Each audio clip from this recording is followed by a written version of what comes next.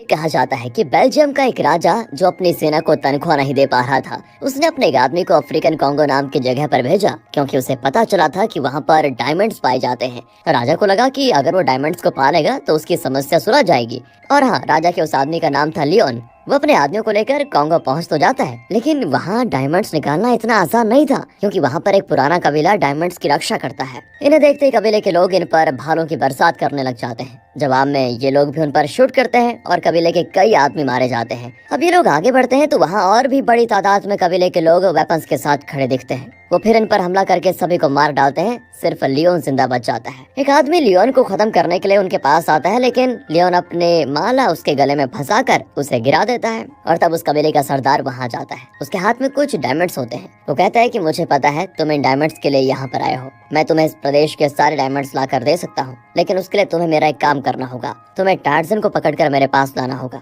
मैंने सुना है वो लंदन में है। फिर लियोन भी ये शर्त मान जाता है। यहाँ कट करके टार्जन को दिखाते हैं जो कि लंदन में बस गया है, लेकिन पहले ये देखते हैं कि टार्जन जंगल में कैसे गया और फिर वहाँ से वापस लंदन कैसे आया। एक्चुअली कई साल पहले टार्जन के पेरेंट्स शिप से कहीं जा रहे थे, तो तूफान में उनकी शिप फंस गई और वे बचकर एक जंगल में चले गए। हाँ, उस जंगल से निकलकर जाना उतना आसान नहीं था, जिसकी वजह से उन्होंने कुछ दिन जंगल में ही गुजारना सही समझा। लेकिन अब पता है जंगल है तो जंगल में जंगली जानवरों, बारिश, तूफान, इन सारी चीजों का खतरा हमेशा रहता है। ऐसे में टार्जन के पेरेंट्स कई मुसीबतों का सामना करके जंगल में सरवाइव करने लगे थे, और तब हुआ टार्जन का जन्म। लेकिन जंगल में टार्जन की माँ ठीक से देखभाल नहीं कर पाई और वो बीमार पड़ गई और बेचारी कुछ ही दिनों में चल बसी। उसे दफनाकर जब टार्जन का पिता लौट रहा था तो कुछ गोरिल्लास की नजर उस पर पड़ी। गोरिल्लास को ह्यूमन से चिढ़ होती है, क्योंकि वो जंगल में आकर अंधाधुंध शिकार करते रहते ना, इसीलिए उन्होंने टार्जन के पिता पर हमला करके उसे भी मार डाला। और तभी एक फीमेल गोरिल्ला इनके घर के अंदर आई। दरअसल इनका घर पेड़ों के बीचों बीच लकड़ियों से बनाया गया था। वहाँ एक छोटे बच्चे को यानी टार्जन को देखकर उस गोरिल्ला ने, जो खुद एक माँ थी, उसने टार्जन को उठा लिया और उसे पालने का फैसला किया। उसका पति जो इस गोरिल्ला ग्रुप का सरदार था, उसको ये बात अच्छी नहीं लगी, लेकिन फिर भी माँ तो माँ है, उसने टार्जन की सुरक्षा करने का पूरा फैसला कर लिया था। 5 साल के बाद दिखाते हैं कि टार्जन अब काफी बड़ा हो चुका है। वो अपने पुराने घर को देखने जाता है और बहुत ज्यादा इमोशनल भी होता है। तब उसकी माँ यानी कि वो गोरिल्ला उसे हिम्मत देती है। पर एक गोरिल्ला था जो किसी तरह टार्जन को बस मार डालना चाहता था, लेकिन बाकी गोरिल्लास ने तो टार्जन को बचा ही लिया। वक्त बीतता गया और अब टार्जन गोरिल्ला को अपनी माँ के रूप में स्वीकार कर चुका था। उस फीमेल गोरिल्ला का एक बेटा भी था जिसने टार्जन को अपना भाई मान लिया। टार्जन जंगल में बड़ा होने लगा, लेकिन बाकी जानवर तो उसे अपने से अलग मानते थे। उन्हें लगता था कि टार्जन को यहाँ से चले जाना चाहिए, उसका यहाँ रहना जंगल के लिए अच्छा नहीं है, ये सभी सोच रहे थे। लेकिन धीरे धीरे वो समझने लगे कि टार्जन दूसरे इंसानों की तरह नहीं है। जंगल में रहने की वजह से वो इस जंगल की और दूसरे जानवरों की जरूरतों को समझता है, उनकी सुरक्षा चाहता है। ये जानने के बाद टार्जन को वो मारने की कोशिश नहीं करते।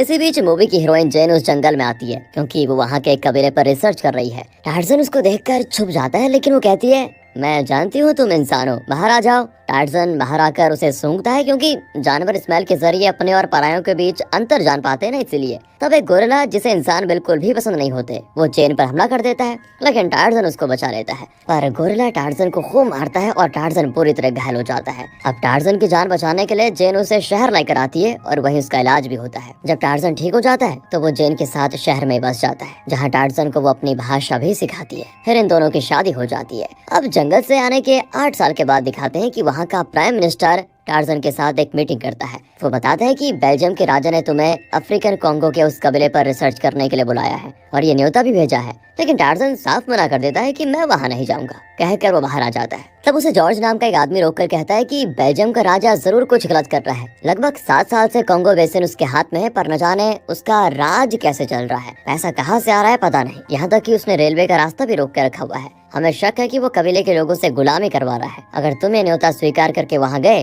तो सच का पता चल सकता है और हम कबीले वालों की कुछ मदद कर पाएंगे। तुम उस जगह के बारे में बहुत कुछ जानते हो, इसलिए मेरी तुमसे विनती है कि तुम वहाँ पर जाओ। अब ये सब कुछ सुनकर टार्जन का इरादा बदल जाता है और वो अफ्रीका कॉन्गो जाने का फैसला करता है। लेकिन जेन कहती है, मैं तुम्हें अकेले जाने नहीं दूंगी, मैं भी तुम्हारे साथ चलूंगी। टार्जन उसे समझाता है कि वहाँ तुम्हें बहुत खतरों का सामना करना पड़ेगा, लेकिन जेन जिद करती है कि जाएंगे तो दोनों साथ में, वरना तुम्हें भी मैं जाने नहीं दूंगी। अब टार्जन जेन को साथ ले जाने के लिए तैयार हो जाता है। फिर टार्जन और जेन अफ्रीका पहुंच जाते हैं और वहाँ के शहर और दूसरे जानवर बड़े प्यार से टार्जन से मिलते हैं, क्योंकि वो बचपन से टार्जन के साथ रह चुके हैं ना, इसलिए। दूसरी ओर लियोन को दिखाते हैं जो टार्जन की तलाश में निकल चुका है। यहाँ पर अफ्रीकन हाथी के दांतों का इलीगल बिजनेस भी चल रहा है। लियोन को पता चल चुका है कि टार्जन कॉन्गो जा रहा है। वो एक फाइनेंसर से मिलता है और कहता है, मुझे एक बड़ी आर्मी की जरूरत जरूरत है। बदले में वो उसे एक डायमंड देता है और कहता है कि अगर तुमने मेरे लिए सेना का इंतजाम करवाया तो मैं और भी डायमंड्स लेकर दूंगा। यहाँ टार्ज़न और जेन उस कबीले के गांव में पहुंच जाते हैं। टार्ज़न और जेन को देखकर कबीले के लोग बड़े खुश होते हैं। दरअसल जेन के पिता ने इन लोगों को अंग्रेजी सिखाई थी, इसलिए वे बड़े प्यार से जेन का स्वागत करते हैं।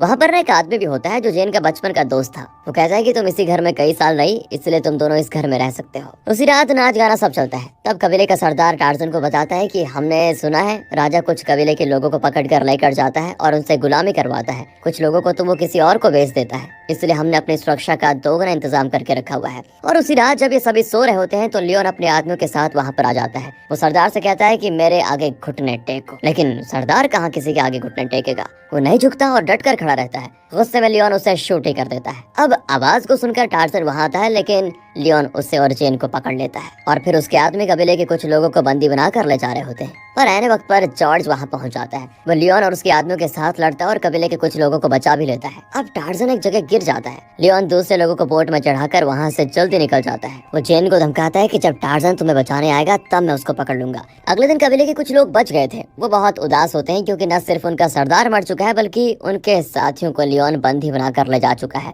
अब टार्ज़न अपना प्लान उन्हें समझाता है कि लियोन जरूर उन्हें ट्रेन के रास्ते से लेकर जाएगा, लेकिन उससे पहले हम वहाँ पहुँच जाएंगे और जेन और दूसरे कबीले वालों को बचा लेंगे। जॉर्ज उनके साथ जाने की जिद करता है, लेकिन टार्ज़न कहता है तुम हमारी तरह तेज नहीं भाग सकते, इसीलिए तुम नहीं जाओगे। लेकिन जॉर्ज कहता है कि मैं मैनेज कर लूंगा। सब बहुत तेज भागते हैं लेकिन जॉर्ज भाग नहीं पाता। जैसे तैसे वो एक ऊंची चट्टान पर पहुंच जाते हैं जहां से फिर उनको ट्रेन को पकड़ना है। जॉर्ज कहता है कि ट्रेन 60 किलोमीटर की रफ्तार से चलती है भाई, उसे पकड़ोगे कैसे? टार्ज़न कहता है कि हवा में उड़कर पकड़ेंगे।